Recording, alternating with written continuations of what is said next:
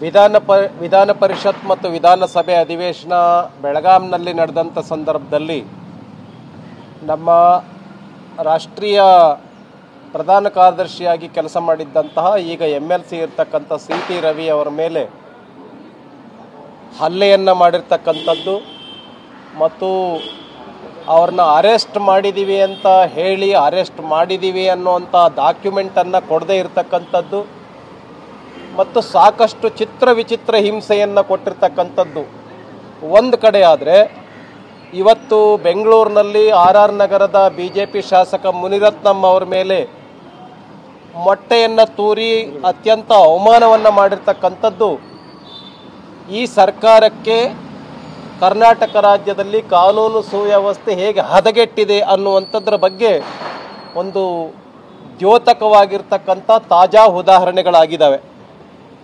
ನಾನು ಮಾನ್ಯ ಮುಖ್ಯಮಂತ್ರಿಗಳಲ್ಲಿ ಕೇಳೋದಕ್ಕೆ ಬಯಸ್ತೇನೆ.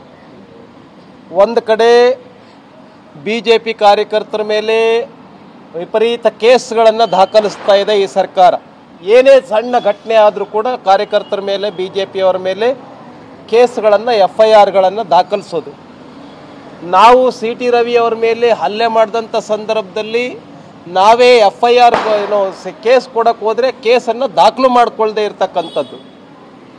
ಮತ್ತು ಈಗ ಮುನಿರತ್ನಂ ಅವರ ಮೇಲೆ ಹಲ್ಲೆ ಮಾಡಿರೋದು. ಇವೆಲ್ಲವೂ ಏನು ತೋರಿಸ್ತಾ ಇದೆ ಅಂತ ಹೇಳಿದರೆ, ಕರ್ನಾಟಕ ರಾಜ್ಯದಲ್ಲಿ ಸಿದ್ದರಾಮಯ್ಯ ಅವರ ಸರ್ಕಾರ ಹದಗೆಟ್ಟು ಹೈದರಾಬಾದ್ ಆಗಿದೆ ಅಂತೇಳಿ ಈ ಸಂದರ್ಭದಲ್ಲಿ ನಾನು ಹೇಳೋದಕ್ಕೆ ಬಯಸ್ತೇನೆ. ಮತ್ತು ಬರ್ತಕ್ಕಂಥ ದಿನಗಳಲ್ಲಿ ಈ ರೀತಿ ಘಟನೆಗಳನ್ನು ಸಂಭವಿಸಿದರೆ ಭಾಳ ದೊಡ್ಡ ಹೋರಾಟವನ್ನು ನಾವು ಭಾರತೀಯ ಜನತಾ ಪಾರ್ಟಿ ಕಡೆಯಿಂದ ನಾವು ಮಾಡ್ತೇವೆ.